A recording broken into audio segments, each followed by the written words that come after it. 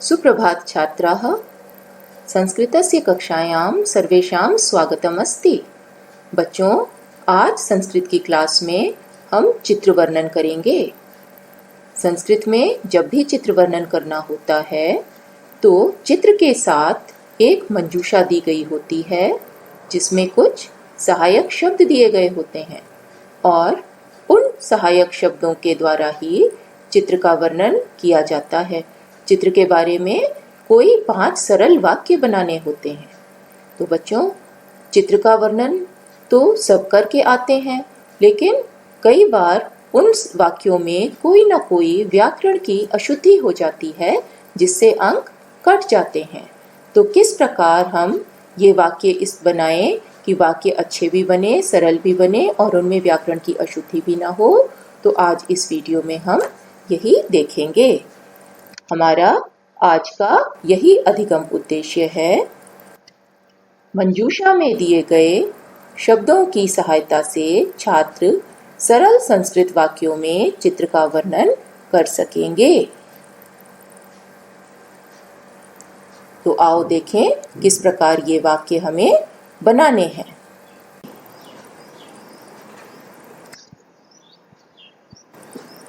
बच्चों, जैसे पत्र लिखते समय पत्र का एक प्रारूप आपको सिखाया जाता है, ऐसे ही चित्र वर्णन के लिए भी आओ हम एक प्रारूप निश्चित करें कि किस प्रकार किस क्रम से चित्र वर्णन करना है या वे वाक्य लिखने हैं। चित्र वर्णने मुख्यतः त्रिविधानि वाक्यानि भवन्ति। एतत् कस्य चित्रम् अस्ति। सबसे पहला वाक्य होता है जिसमें बताया जाता है कि यह किसका चित्र है। फिर दूसरी प्रकार के वाक्य वे होते हैं जिनमें यह बताया जाता है कि चित्र में क्या क्या है। चित्रे किम किम अस्ति। तीसरे प्रकार के वाक्य में कह किम करोति, कौन क्या कर रहा है, ये बात बताई जाती है। जैसा कि आप जानते ही हैं कि चित्र में कई वस्तुएं हो सकती हैं, व्यक्ति हो सकते हैं, पक्षी, तो कौन कौन है और कौन क्या कर रहा है। तो इन तीनों प्रकार के ही वाक्यों से चित्र का वर्णन किया जाता है। तो आओ इनके बारे में कुछ विस्तार से देखें। सबसे पहले वाक्य, एतत् कस्य चित्रम् अस्ति। सबसे पहले बताना है कि चित्र किसका है। तो इसका वाक्य इस प्रकार बनेगा, एतत्, फिर जिस भी जगह का, जिस चीज का, जिस वस्तु का, स्थान का चित्र है उसका नाम आएगा और चित्रम अस्ति।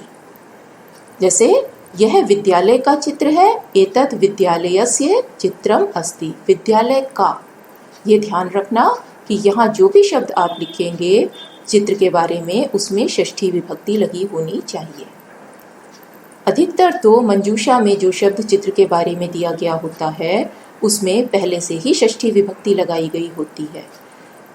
जैसे विद्यालयस्य, उद्यानस्य, कोई इस प्रकार का शब्द वहाँ हो सकता है। और अगर नहीं दिया हो तो आपको अपनी तरफ से षष्ठी विभक्ति लगानी होगी। अगर सिर्फ सिंपल शब्द, प्रथमा का शब्द दिया है, विद्यालय दिया है, गृहम दिया है, तो आप षष्ठी लगाकर इस वाक्य को बनाएंगे। तो वाक्य क्या होगा कि एतत् विद्यालयस्य चित्रम अस्ति, या अगर स्त्रीलिंग शब्द है तो एतत् कक्षायाः चित्रम अस्ति या वाटिकायाः चित्रम अस्ति। तो देखो, षष्ठी लगाने का बड़ा सरल तरीका है कि पुल्लिंग या नपुंसकलिंग के शब्द में स्य लगाया जाता है और स्त्रीलिंग शब्दों में या लगाया जाता है लता की विभक्ति के अनुसार। जैसे कक्षायाः, कक्षा का, वाटिकायाः, वाटिका का। तो इस प्रकार आप पहला वाक्य बनाएंगे कि एतत् विद्यालयस्य चित्रम अस्ति अथवा एतत् कक्षायाः चित्रम अस्ति या वाटिकायाः चित्रम अस्ति। इस प्रकार का वाक्य एक बनेगा। अब इसके बाद दूसरे प्रकार के वाक्य में क्या कहना है। चित्रे किम किम अस्ति। चित्र में क्या क्या है। तो चित्र में एक से ज़्यादा 3, 4, 5 कई वस्तुएं हो सकती हैं। हम उन सभी के बारे में वाक्य बना सकते हैं। जैसे चित्रे, फिर वस्तु का नाम लिखकर अस्ति या संति लगाएंगे। बच्चों, अगर एक वस्तु है तो अस्ति लगाया जाएगा, और अगर एक से ज़्यादा वस्तुएं हैं तो संति लगाया जाएगा। तो इसका ध्यान रखना कि इस प्रकार के वाक्य 3 तरह से बनाए जा सकते हैं। एक तो कह रहे हैं चित्रे वृक्षः अस्ति, फिर हम अस्मिन् चित्रे भी कह सकते हैं। चित्रे का मतलब है चित्र में, अस्मिन् चित्रे का मतलब है इस चित्र में। इस चित्र में यह भी है, अपि अस्ति। फिर अत्र, फिर अस्ति स्तः सन्ति कुछ लगाकर। ये 3 प्रकार के वाक्य क्यों बना रहे हैं? हम सारे वाक्य चित्रे लगाकर क्यों नहीं बना सकते? बिल्कुल बना सकते हैं, और हो सकता है वो शुद्ध भी हो जाएंगे, अंक भी मिल जाएंगे। पर बच्चों, रिपीटिशन अच्छा नहीं लगता, तो हर वाक्य में थोड़ा सा चेंज लाने के लिए हम इन वाक्यों को 3 प्रकार से भी बना सकते हैं। तो देखो, नीचे कुछ आपको इसके उदाहरण दिए गए हैं। जैसे हम लिख सकते हैं चित्रे नदी अस्ति, नदी एक ही है तो उसके साथ अस्ति लगेगा।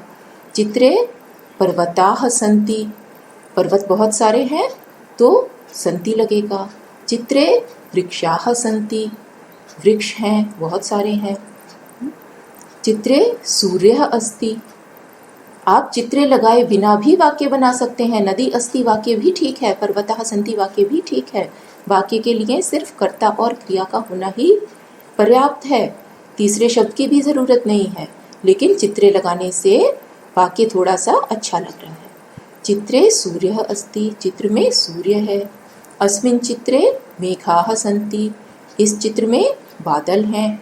अत्र पुष्पाणि अपि सन्ति, यहाँ फूल भी हैं। देखो, हमने 2 अव्यय शब्द लगा दिए और वाक्य और अच्छा लगने लगा। और अव्ययों को लगाते समय तो कोई चिंता ही नहीं है, क्योंकि इनका तो लिंग विभक्ति वचन कुछ भी सोचना नहीं पड़ता, इन्हें वैसा ही कहीं भी लगाया जा सकता है।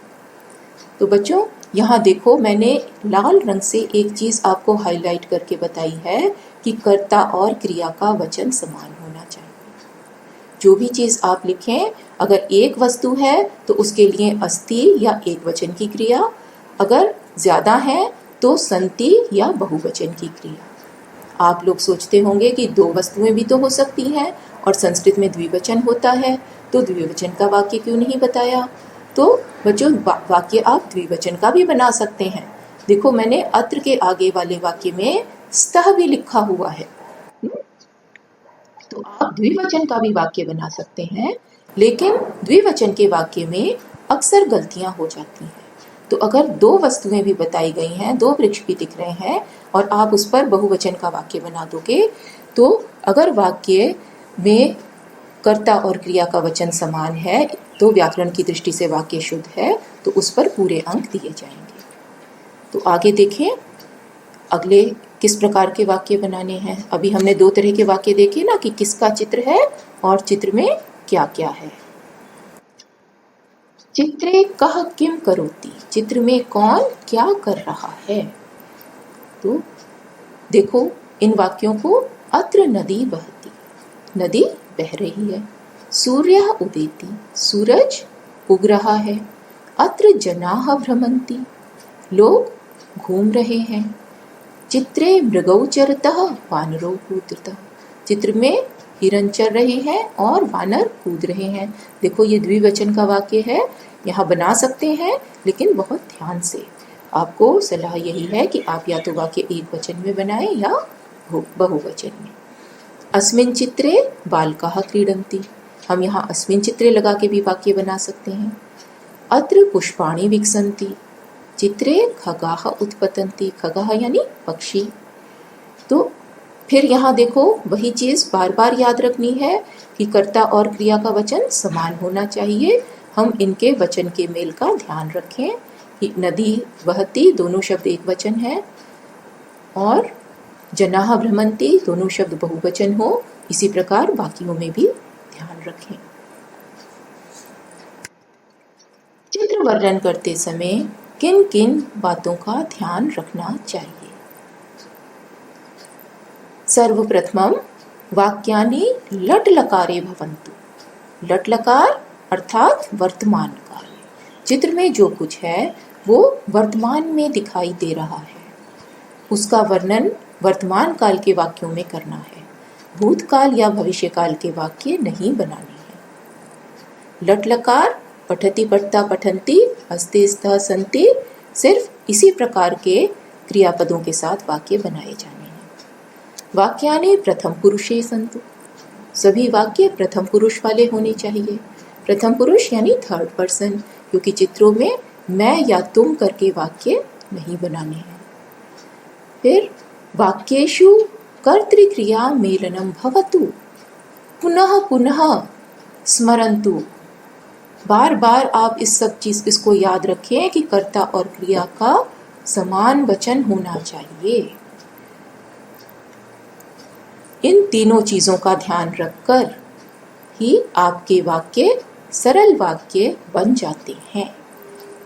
इसके आगे जो भी चीजें बताई जा रही हैं वो इस वजह से कि अक्सर परीक्षा में बच्चे बहुत अपनी तरफ से कोशिश करते हैं कि उनके वाक्य अच्छे बने और वो कुछ ज़्यादा लिख सकें, और बार बार कहने के बाद भी वाक्य को थोड़ा सा बड़ा करके आते हैं।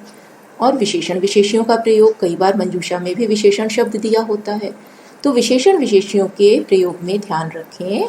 विशेषण विशेष्योः लिंग वचन समानता भवतु, कि जो भी विशेषण और विशेष्य है उसमें लिंग और वचन की समानता हो, यदि आप उसका प्रयोग कर रहे हैं अपने वाक्य में।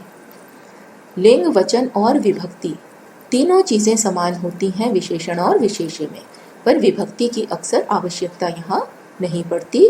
लिंग और वचन को बहुत ध्यान से देखें। अगर उद्यान का विशेषण है, उद्यान नपुंसकलिंग है, तो उसका विशेषण भी नपुंसकलिंग में होगा। सुंदरम उद्यानम या शोभनम उद्यानम, उद्यानम शोभनम अस्ति।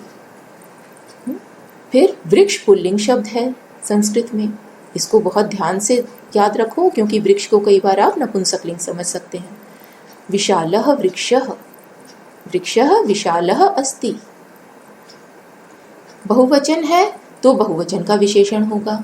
पुष्पाणि सुंदराणि सन्ति अथवा अत्र सुंदराणि पुष्पाणि सन्ति।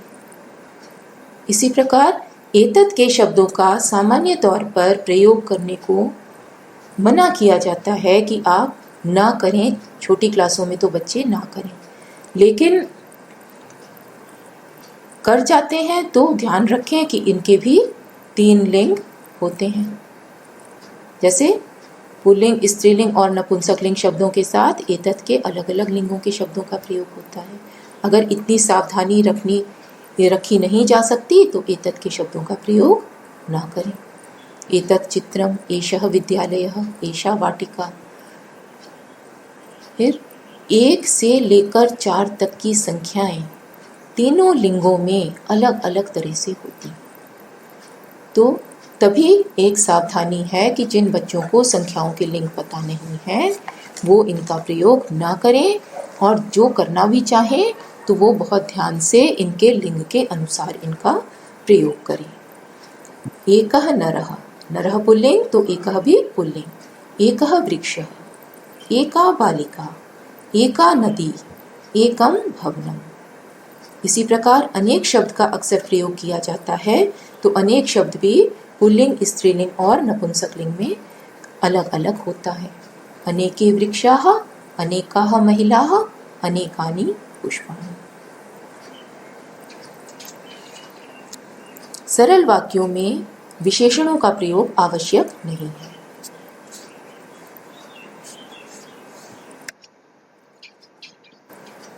फिर आगे देखें, कारक चिन्ह अनुसारम विभक्ति प्रयोगम कुर्यात्।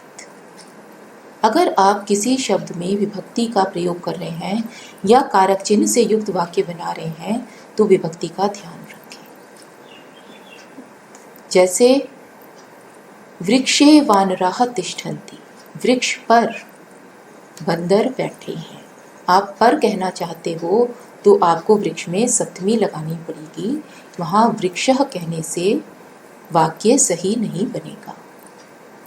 तो अगर आपको विभक्तियां लगाने का अभ्यास है, लगा सकते हैं, तभी इस प्रकार का वाक्य बनाएं, नहीं तो बिना विभक्तियों के शब्दों के ही सामान्य वाक्य बनाएं। वानराः तिष्ठन्ति, इतना भी वाक्य काफी है। सरोवरे कमलानि विकसन्ति, सरोवर में कमल खिल रहे हैं, तो सरोवर में भी सप्तमी लगी। अगर सरोवर शब्द का प्रयोग ना करें, कमलानि विकसन्ति कहें, अथवा चित्रे कमलानि विकसन्ति, अत्र कमलानि विकसन्ति, तो इतना वाक्य भी ठीक है। फिर अव्ययों का प्रयोग, अत्र, अपि, सर्वत्र, इन अव्ययों का बड़े आसानी से प्रयोग किया जा सकता है, क्योंकि इनके लिंग विभक्ति वचनों में कोई परिवर्तन नहीं होता।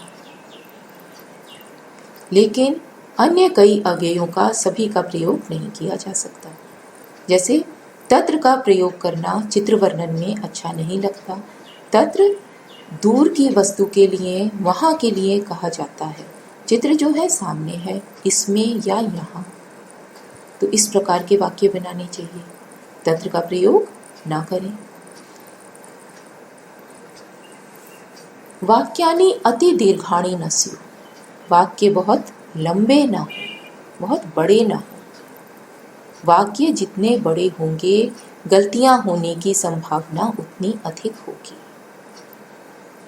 आप ये जाने कि आपने कितनी संस्कृत सीखी है, जितने शब्द आपने सीखे हैं, जितनी भाषा का आप प्रयोग कर सकते हैं, उसके अनुसार ही वाक्य बनाएं। हिंदी में आप बहुत बड़े वाक्य भी बना सकते हैं, क्योंकि हिंदी भाषा आपको संस्कृत से अधिक अच्छी तरह आती है।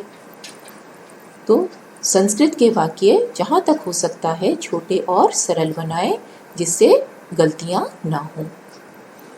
मंजूषायाम प्रदत्त पदानाम प्रयोगम न आवश्यकम।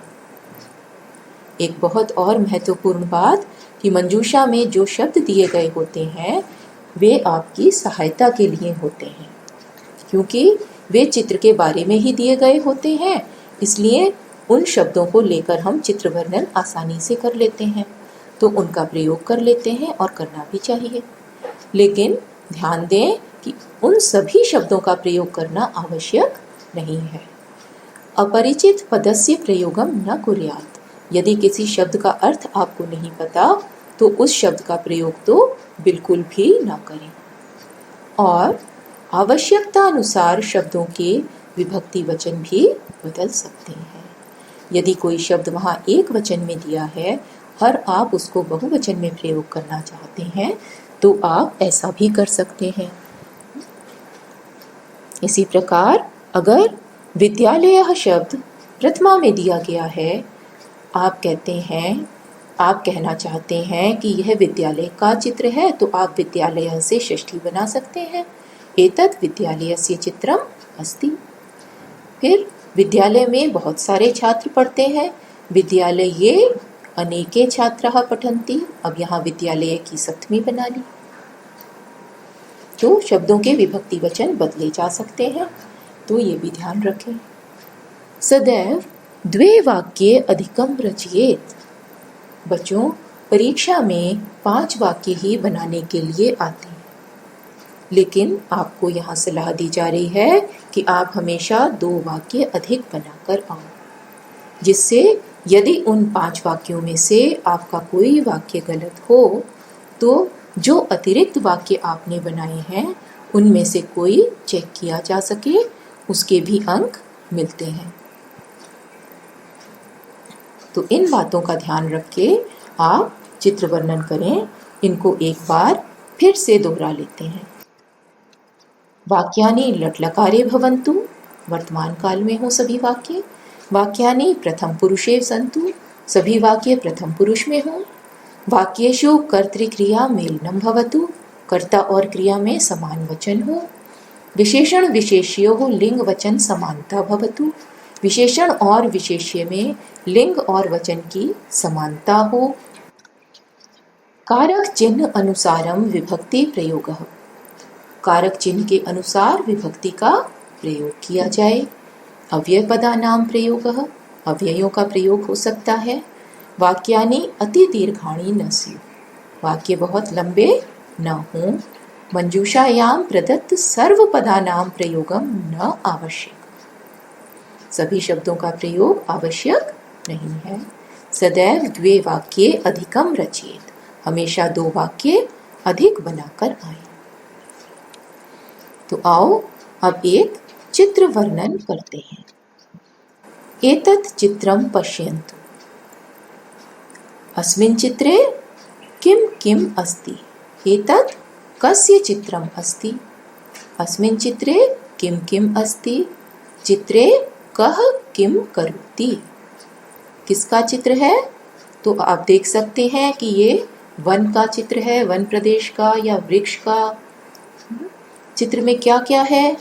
वृक्ष है, पक्षी है, सरोवर है, मोर, बालक है, एक बालक स्नान कर रहा है, नदी है, ऐसा कुछ दिख रहा है, सरोवर, नदी। और मंजूषा के शब्दों को देखिए।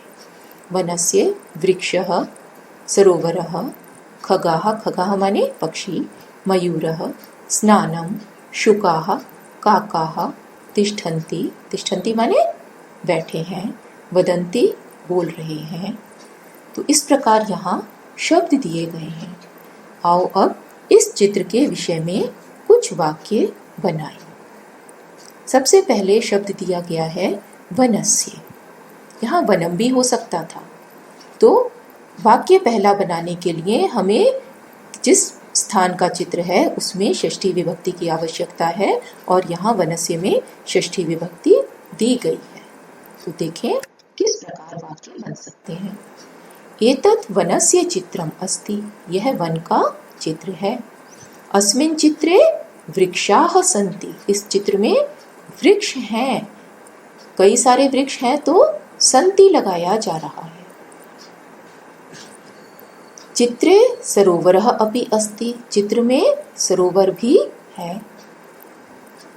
वाक्य ये भी हो सकता था चित्रे एकः सरोवरः अस्ति, लेकिन यहाँ हमें एकः का लिंग ध्यान रखना पड़ता। अत्र बालकः अस्ति, इसमें यहाँ बालक है। बालक शब्द मंजूषा में दिया हुआ नहीं है, लेकिन हम बालक को चित्र में देख रहे हैं तो हम बालक शब्द का प्रयोग अपनी तरफ से कर सकते हैं। बच्चों, जो बिल्कुल आसान शब्द हैं उन्हीं का प्रयोग अपनी तरफ से करना है, कोई भी नए शब्द का प्रयोग अपनी तरफ से नहीं करना। और ख़ास तौर से परीक्षा में तो शब्दों के बारे में कोई नया एक्सपेरिमेंट मत करना। फिर 5वां वाक्य, बालकः स्नानं करोति, बच्चा स्नान कर रहा है। देखो, करोति अपनी तरफ से लगाना पड़ा है, बालकः भी अपनी तरफ से लगाना पड़ा। अगर आपको ये नहीं आ रहा है तो आप इस प्रकार का वाक्य ना बनाएं। बालकः सरोवरे स्नानं करोति, ये भी वाक्य बन सकता है, लेकिन इसके लिए सरोवर में सप्तमी लगानी होगी, सरोवरे स्नानं करोति। आप जिस प्रकार के वाक्य सही तरीके से बना सकते हैं, सिर्फ उतने ही बड़े और वैसे ही वाक्य बनाएं। चित्रे खगाः तिष्ठन्ति, चित्र में पक्षी बैठे हैं। वृक्षे खगाः तिष्ठन्ति, ये भी वाक्य हो सकता है कि वृक्ष पर पक्षी बैठे हैं, फिर वृक्ष में सप्तमी लगानी होती। और खगाः तिष्ठन्ति, इतना वाक्य भी काफी था कि पक्षी बैठे हैं। फिर अत्र मयूरः अपि अस्ति, यहाँ मोर भी है। चित्र में एक मोर दिखाई दे रहा है और मयूरः शब्द भी दिया है, तो हमने 2 अव्यय भी लगा लिए, अत्र और अपि, और वाक्य बना अत्र मयूरः अपि अस्ति। मोर एक है इसलिए अस्ति लगाया। अत्र मयूरः नृत्यति, ये भी वाक्य हो सकता है। नृत्यति शब्द वहाँ दिया नहीं गया, लेकिन अगर आपको उसकी सही स्पेलिंग आती है और ये शब्द आपको पता है तो आप लिख सकते हैं। देखो बच्चों, 7 वाक्य तो अभी तक बन गए, आगे हमें और बनाने की आवश्यकता नहीं है। वाक्य और भी बन सकते हैं, शब्द और भी मंजूषा में दिए हैं। तो काकाः तिष्ठन्ति, काकाः वदन्ति या शुकाः वदन्ति, मयूरः आगच्छति, इस प्रकार के और भी कई वाक्य इस चित्र पर बन सकते हैं। तो फिर से आपको एक बार यहाँ ध्यान दिलाऊंगी कि चित्र के विषय में जो भी वाक्य बनाएं उसमें वचन की समानता का ध्यान रखें कि अगर एक वस्तु की बात हो रही है तो क्रिया एक वचन में होनी चाहिए, और अगर अधिक वस्तुओं की बात की जा रही है तो क्रिया बहुवचन में होनी चाहिए। तो विशेषण शब्दों संख्या शब्दों एतत् के सर्वनाम रूपों या विभक्तियों का प्रयोग यदि ना करें तो अच्छी बात है। उससे सरल वाक्य भी बनते हैं और शुद्ध भी होते हैं। और अगर करना ही पड़ता है तो जो सावधानियां आपको बताई गई हैं इस वीडियो में उनका ध्यान रखते हुए करें। तो इस प्रकार आप चित्र के विषय में सरल वाक्य बना सकते हैं।